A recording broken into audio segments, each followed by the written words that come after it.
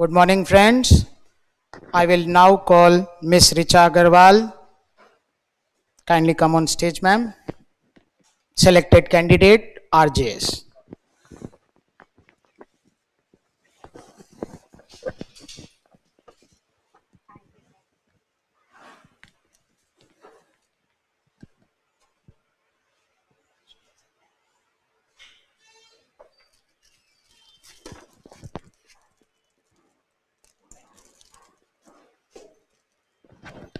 I will request her to share the success trips and her journey, how she became RJS, how much time she studied, what was her length of time. Everyone, सबसे पहले तो मैं ज्योति sir को thank you बोलना चाहूँगी क्योंकि मेरी success में बहुत बड़ा कंट्रीब्यूशन है उनका।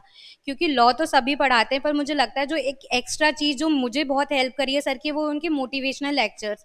जब कोचिंग खत्म हो गई थी तो मैं और आयुषी हमेशा यही डिस्कस करते थे, सर एक क्लास ले लें चाहे मोटिवेशन देने के लिए। तो आपका जो अभी ये टाइम है कोचिंग का, ये सबसे बेस्ट है पढ़ाई के लिए, क्योंकि बाद में कोचिंग खत्म होने के बाद इतनी मोटिवेशन नहीं रहती है। तो आप इसको अच्छे से यूटिलाइज करें।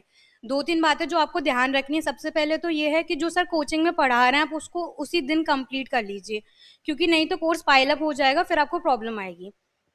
सेकंड है, आपके जो सर डेली टेस्ट पेपर दे रहे हैं उसको आप डेली टू डेली सॉल्व करिए, आपको अपनी मिस्टेक पता चल जाएंगी और उनको करेक्ट करिए।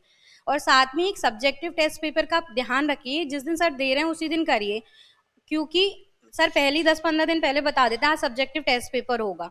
तो आप अपना टाइम टेबल उसी अकॉर्डिंग सेट करिए। अगर आप ये सोचोगे कि मैं रिवाइज करके नेक्स्ट डे दे दूंगा तो वो कभी पॉसिबल नहीं होता, एटलीस्ट मेरे साथ तो कभी नहीं हुआ।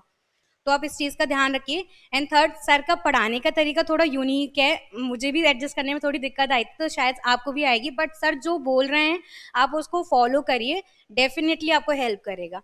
अब हम स्टेज बाय स्टेज बात करते हैं। सबसे पहले प्री के लिए आपको बैरक पे कमांड होनी चाहिए। इसके लिए ये नहीं आपको एग्जैक्ट ए टू जेड सारे वर्ड्स याद होने चाहिए, पर आपको जो की वर्ड्स हैं उनको आप याद करिए, और बाकी आप इतनी बार रिवीजन जब बैरक का करते हैं तो आपको एग्जैक्ट लैंग्वेज याद सी होने लग जाती है, तो उसमें कुछ इश्यूज नहीं है।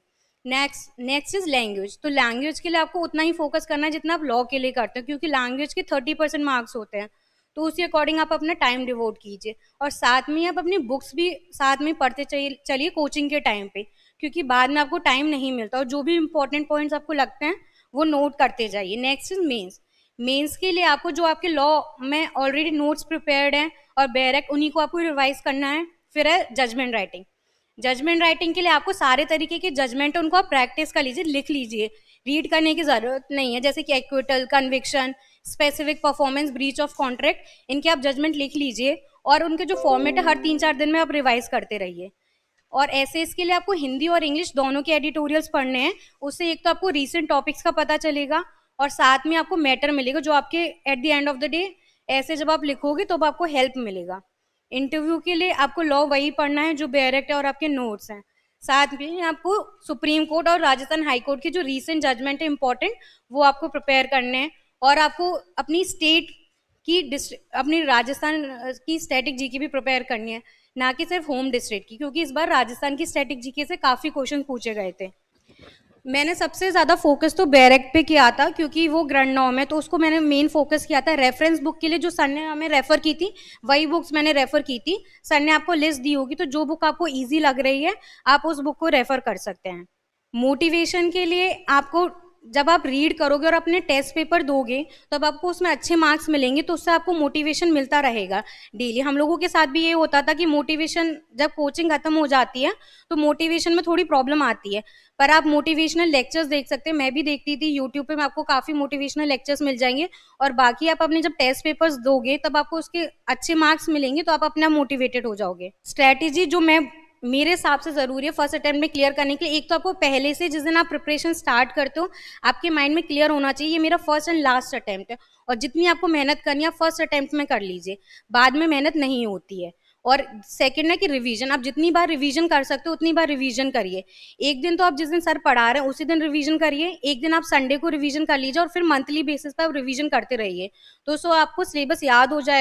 पूरी direct exact A to Z word तो किसी को भी याद नहीं होता है, आप उसके जो कीवर्ड्स आप उसको याद कर लीजिए, फिर आप डायरेक्ट रीड करोगे ना तो आपको उसकी लैंग्वेज अपने आप ही याद आ जाएगी। मेरे को और आयुष्य के साथ भी यही हुआ था। हम इंटरव्यू के टाइम पे जब हम एक दूसरे से डिस्कस करते थे तो हम इवन बेरक की लैंग्वेज एक दूसरे को आंसर देते थे, तब कि हमको इंटरव्यू में बेरक की लैंग्वेज नहीं बोलनी होती।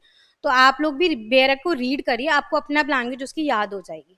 मैं एक बात ज़रूर बोलना चाहूँगी आपको, क्योंकि ये हमारे साथ भी होता था, तो शायद आप लोगों के साथ भी ये होगा या हो रहा होगा, कि जब हम लॉ रिवाइज करते हैं, पढ़ लेते हैं, तो तब याद रहता है, कुछ दिनों बाद याद नहीं रहता। तो हम लोग भी बहुत टेंशन में रहते थे, पर आप इस बात की बिल्कुल टेंशन मत लीजिए। जब आप एग्जाम लिखने जा रहे हो तो आपको सब कुछ ऑटोमेटिकली याद हो जाता है, बस आप रिवीजन करते रहिए। और रिवीजन करते वक्त भी आपको ये लग रहा है कि याद नहीं है, मैं क्या कर रही हूँ, टाइम वेस्ट हो रहा है, तो ऐसा बिल्कुल मत सोचना। बी कॉन्फिडेंट, एंड आप एग्जाम टाइम में आप अच्छे से कर लोगे। That's all, thank you.